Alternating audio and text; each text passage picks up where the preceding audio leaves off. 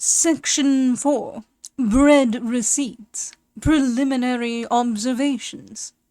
The first thing required for making wholesome bread is the utmost cleanliness.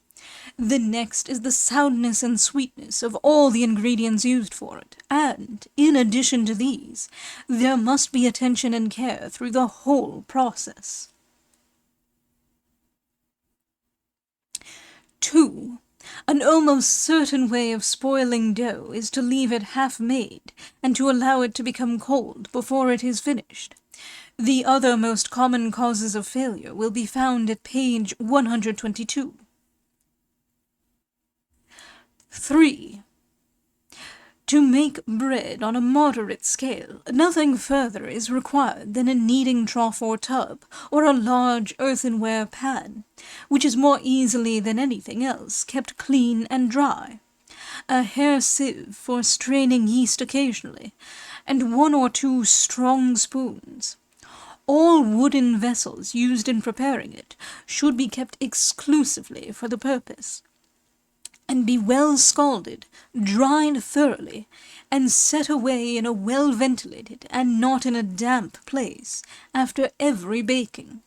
They should also be wiped free from dust when again brought out for use. 4. The kneading tub or pan should be of sufficient size and depth to contain the quantity of flour required for bread without being much more than half filled, as there should be space enough to knead the dough freely, without danger of throwing the flour over the edges, and also to allow for its rising. 5. When dough is molded into loaves, it should be lightly handled or kneaded, for the hard and continued working which is necessary to blend the ingredients when it is first made would have a very bad effect on it when it is ready for the oven.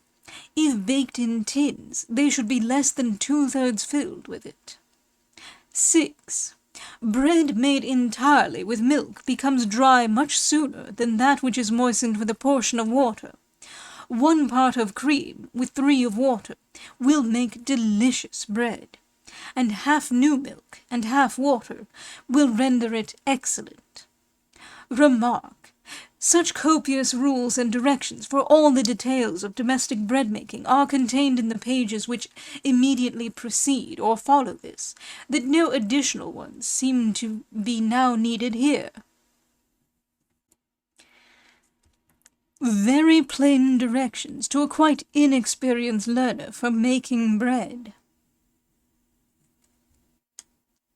If you have never yet attempted to make bread and wish to try to do it well, and have nobody to show you the proper manner of setting about it, you may yet succeed perfectly by attending with great exactness to the directions which are given here.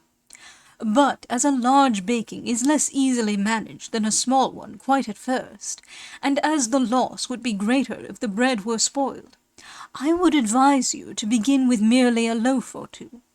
Take then, let us say, 1/2 gallon of flour, or a quartern, as it is called in some places. This will weigh 3.5 pounds, and will make 2 loaves of nearly 2.25 pounds each. There are 2 ways, as I have already stated, of making the dough. If you are sure of the goodness of the yeast you use, it will not much matter which of them you follow. The quickest and easiest mode is to wet it up at once. The safest against failure is to set a sponge thus. Put the flour into a large earthenware bowl or deep pan. Then, with a strong metal or wooden spoon, hollow out the middle, but do not clear it entirely away from the bottom of the pan, as in that case the sponge, or leaven, as it was formerly termed, would stick to it, which it ought not to do. Next, take either a large tablespoonful of brewer's yeast, which has been rendered solid by mixing it with plenty of cold water, and letting it afterwards stand to settle for a day and night, or nearly an ounce of fresh German yeast. Put it into a large basin, and proceed to mix it so that it shall be as smooth as cream. with 3/4 of a pint, or even a whole pint, of just warm milk and water, or water only, though even a very little milk will much improve the bread. To have it quite free from lumps, you must pour in the liquid by spoonfuls just at the beginning, and stir and work it round well to mix it perfectly with the yeast before you add the remainder. Otherwise it would probably cause the bread to be full of large holes, which ought never to be seen in it.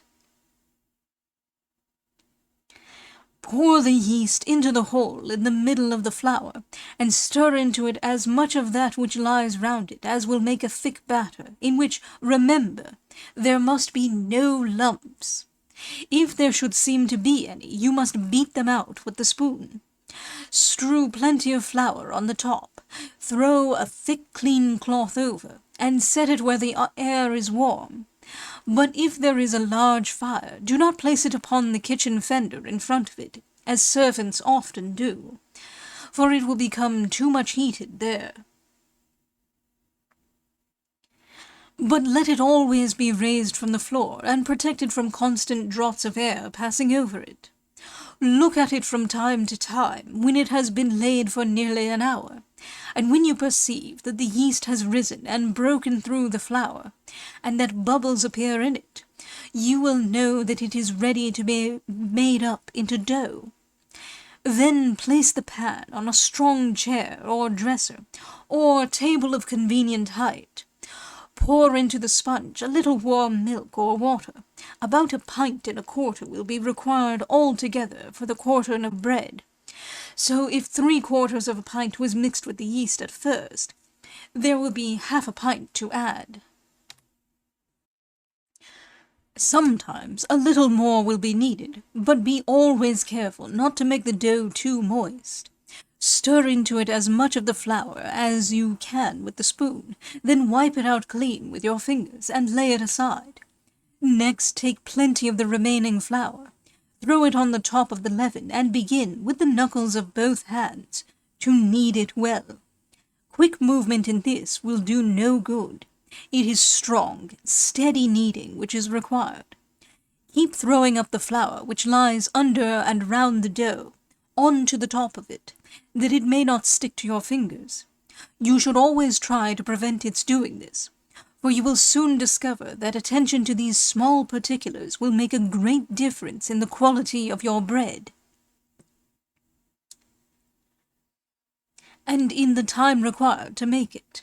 When the flour is nearly all kneaded in, begin to draw the edges of the dough towards the middle, in order to mix the whole thoroughly, and continue to knead it in every part, spreading it out and then turning it constantly from the side of the pan to the middle, and pressing the knuckles of your closed hands well into and over it.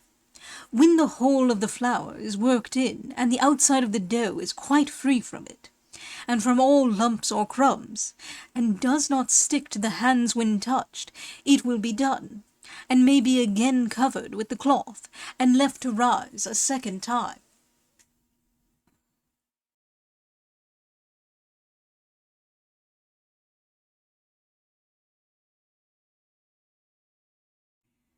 In 3/4 of an hour look at it, and should it have swollen very much and begin to crack, it will be light enough to bake.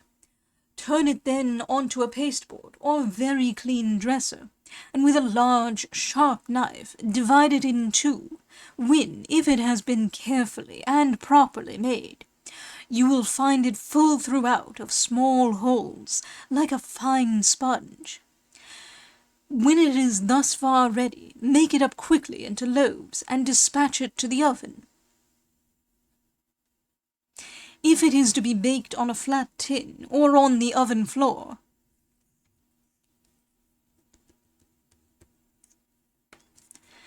dust a little flour on the board, and make them up lightly into the form of dumplings, drawing together the parts which are cut, and turning them downwards. Give them a good shape by working them round quickly between your hands, without raising them from the board, and pressing them slightly as you do so. Then take a knife in the right hand, and turning each loaf quickly with the left, Just draw the edge of it round the middle of the dough, but do not cut deeply into it. Make also 1 or 2 slight incisions across the tops of the loaves, as they will rise more easily when this is done. Should it be put into earthen pans, the dough must be cut with the point of the knife, just below the edge of the dishes, after it is laid into them. To prevent its sticking to them and being turned out with difficulty after it is baked, the pans should be rubbed in every part with a morsel of butter laid on a bit of clean paper. When they are only floured, the loaves cannot sometimes be loosened from them without being broken. All bread should be turned upside down or on its side as soon as it is drawn from the oven. If this be neglected, the under part of the loaves will become wet and blistered from the steam, which cannot then escape from them. They should remain until they are perfectly cold before they are put away and covered down.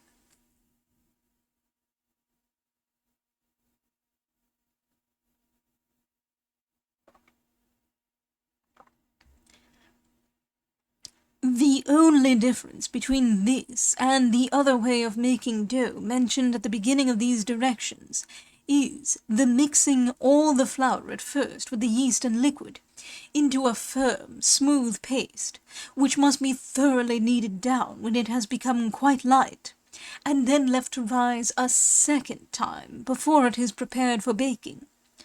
A pint of warm milk and water, or of water only, may be stirred gradually to the yeast, which should then be poured into the middle of the flour, and worked with it into a stiff batter with a spoon, which should then be withdrawn, and the kneading with the hands commenced. Until a little experience has been gained, the mass of dough which will be formed with the pint of liquid may be lifted from the pan into a dish, while sufficient warm water is added to wet up the remainder of the flour. This should afterwards be perfectly mingled with that which contains the yeast. A better plan is to use at once from 1.25 pints to 1.5 pints of liquid, but learners are very apt to pour in heedlessly more than is required, or to be inexact in the measure.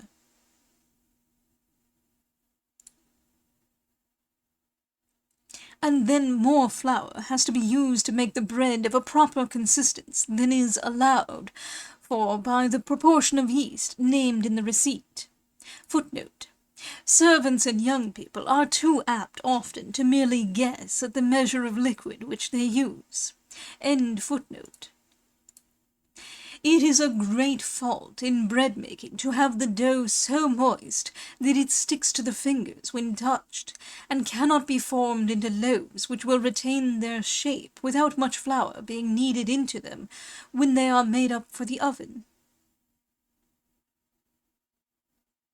Flour, a quartern or half-gallon, 3½ pounds. Solid brewer's yeast, 1 tablespoonful. Or German yeast, nearly 1 ounce. Warm milk and water, or water only, 1.25 pints to 1.5 pints.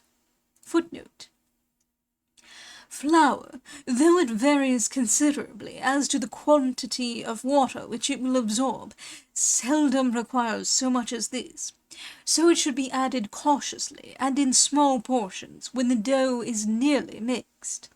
End footnote. When made by setting a sponge, to be left to rise for an hour, or until light, made into dough and left again to rise for 3/4 hour, or more if needed, then made lightly into 2 loaves, sent to the oven from an hour to an hour and a quarter, or baked in 1 loaf from 1.5 to 2 hours. Observation: a rather full proportion of yeast is allowed in the foregoing receipt, in order to avert any chance of failure on the learner's part. But a little practice and observation will soon show that it may be diminished to 1/2 ounce, without the slightest disadvantage to the bread, which, if rightly managed, will be improved in flavour, and keep better than when more is used for it. to make the dough without setting a sponge. Merely mix the yeast with the greater part of the warm milk and water, and wet up the whole of the flour at once, after the salt has been stirred to it, proceeding exactly in every other respect as in the directions just given. As the dough will soften in the rising, it should be made quite firm at first, or it will be too lithe by the time it is ready for the oven. When a little experience enables you to undertake a larger baking without danger of spoiling the bread, remember that it will probably require a longer time to become quite light than a very small quantity would, and that it will rise more quickly in warm weather than in cold. When it is to be home-baked as well as home-made, you must endeavour to calculate correctly the time at which it will be ready, and have the oven in a fit state for it when it is so. Should it have to be carried to the baker's, let a thick cloth or two be thrown over it before it is sent. Good family bread, sufficient for a week's consumption for 10 persons. With 3 pecks of the best flour, mix from half to a whole teacupful of salt, according to the taste of the eaters. Some persons liking a full proportion of it, and others objecting to more than will very slightly flavour the bread. Next, dilute gradually and smoothly a short half-pint of good brewer's yeast, which has been mingled with plenty of water and left for at least 24 hours, with 2 or 3 quarts of warm milk and water, taken from 9 quarts, which will be required to make the 3 pecks of flour into dough. If the quality of the yeast should be doubtful, it will be better to set a sponge with it, by the directions at the beginning of this chapter, with about 4 quarts of the liquid. But otherwise it may at once be kneaded up with the whole quantity, and left from an hour and a half to 2 hours to rise. Knead it thoroughly a second time, when it appears perfectly light, and let it remain for another hour, when it will probably be ready for the oven. Turn it then onto a pasteboard or dresser, divide it into the number of loaves required, make them up quickly and lightly, dredging a little flour occasionally on the board to prevent their sticking to it, and dispatch them quickly to the oven. It is always well to cut them slightly across the tops, as well as round the middle, to assist their rising. When it is necessary, the receipt for a quite inexperienced learner should be attentively studied, and the minute instructions given in it will be well understood before any baking on a large scale is undertaken. Flour, 3 pecks, salt, 4 to 6 ounces, or half to a whole teacupful. Solid yeast, short half-pint. Milk and water, 9 quarts. Left to rise the first time from 1 hour and a half to 2 hours. The second time about 1 hour, or until perfectly light. Loaves baked in brick oven, 1 hour and a half, longer if very large.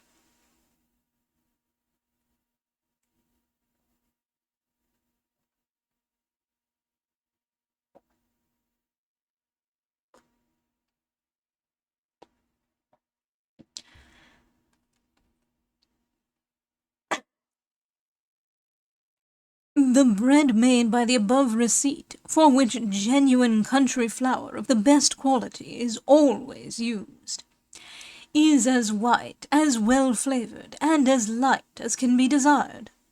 By substituting seconds, or meal and flour mixed, for the more expensive kind, the same directions will serve for cottage, or for common household bread at any time.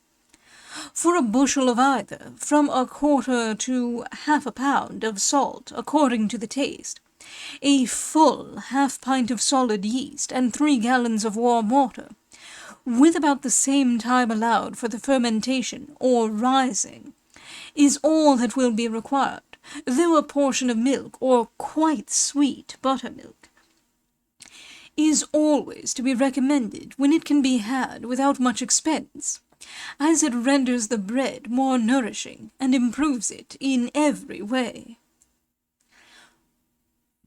Rather more yeast and water should be allowed for brown or meal bread than for white.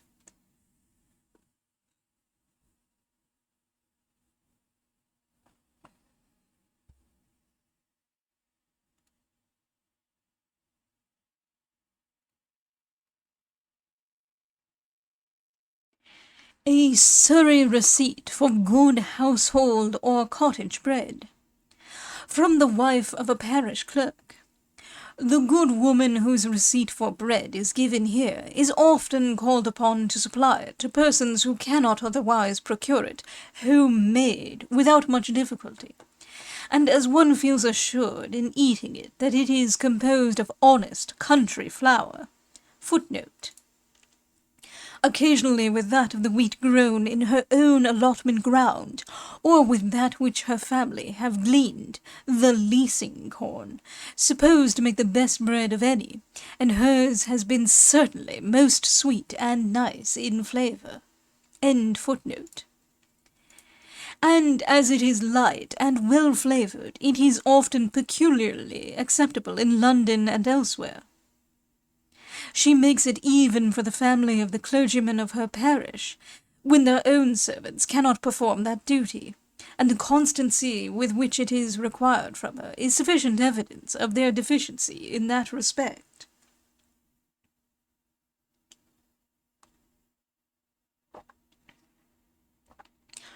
Mix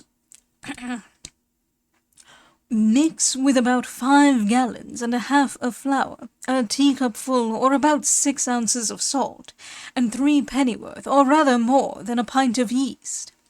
Make these up into a dough at once, with something more than a gallon of warm water. Let it stand to rise until it is quite light, and in the meantime, kindle the fire in the oven and heat it well. A fourpenny bavin is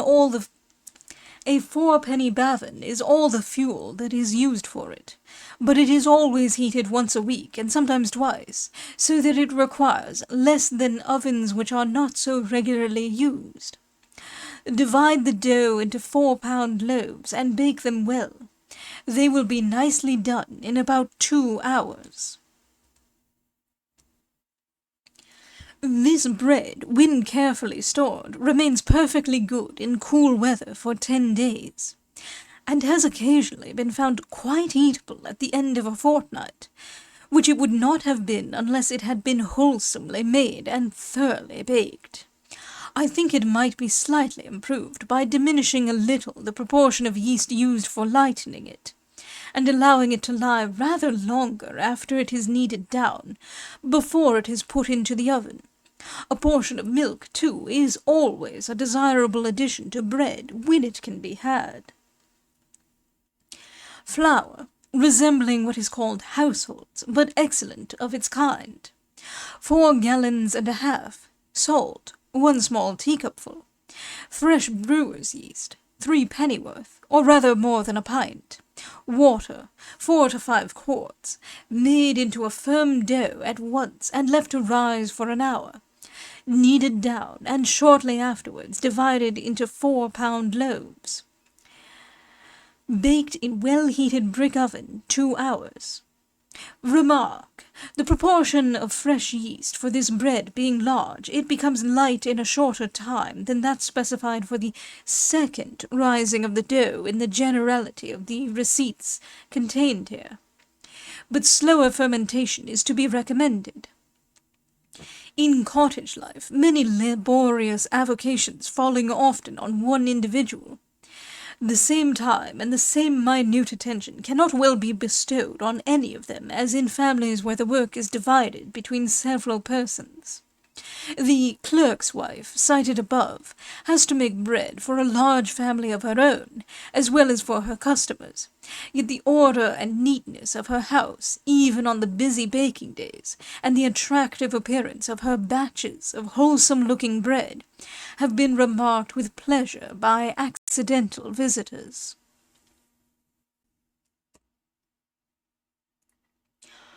wholemeal bread, called in Germany pumpernickel, the most nutritious and economical of any. This bread is composed of wheat ground into meal and used without any portion, even the bran, being taken from it. And it is highly recommended by some of the first scientific men of the present day as containing a larger amount of nourishment and being more easy of digestion than that which is made with fine flour only, because it is now ascertained that the bran, which was formerly considered as altogether unfit for food, contains in reality more gluten or nutriment of the best kind than any other part of the corn. And it is stated by a very superior writer that it possesses also a peculiar kind of ferment, which has the property of dissolving the bread or flour with which it is mixed, and rendering it more easily digestible in the stomach. He adds, to this quality of bran, as well as to the nourishment it yields, are to be ascribed some of the wholesome qualities which many persons have recognized in its He adds, to this quality of bran, as well as to the nourishment it yields, are to be ascribed some of the wholesome qualities which many persons have recognized in wholemeal bread.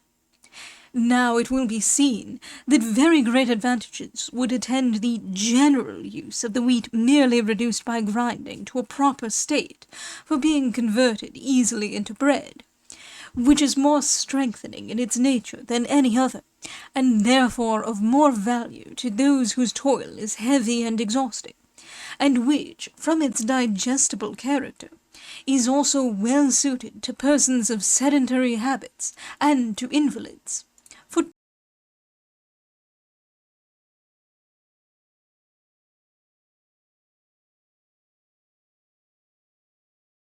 I have received the warmest commendations of the wholemeal bread from persons who have eaten it exclusively for years, and who in point of health have derived the greatest benefit from its use.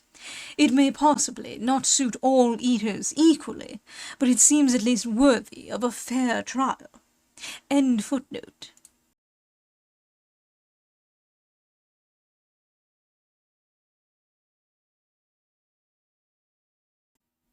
In the ordinary processes which the corn undergoes in separating its various parts, there is always considerable loss, and the consumption of wheat in the country would be materially lessened if this loss were in a great measure avoided by the adoption of the wholemeal bread. There would soon be a perceptible difference if a portion of it only were consumed in every family, which is at present supplied entirely with that made with fine wheaten flour. After a time, it would be preferred by the eaters generally to white bread.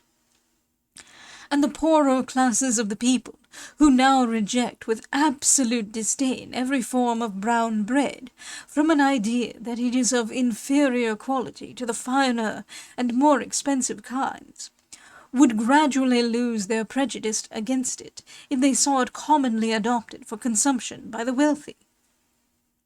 Footnote.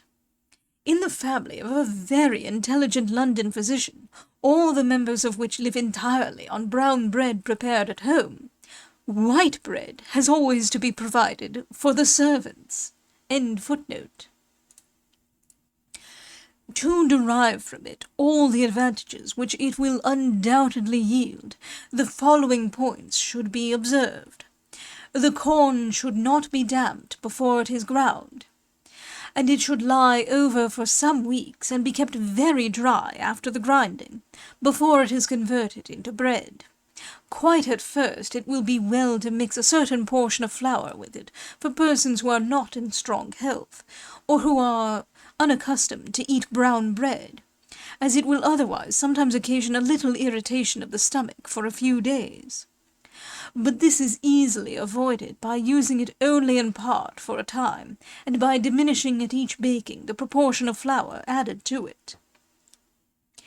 In making dough with the whole meal, it will be seen that it absorbs more liquid than flour does, and requires rather more yeast to render it light, or a longer time to rise.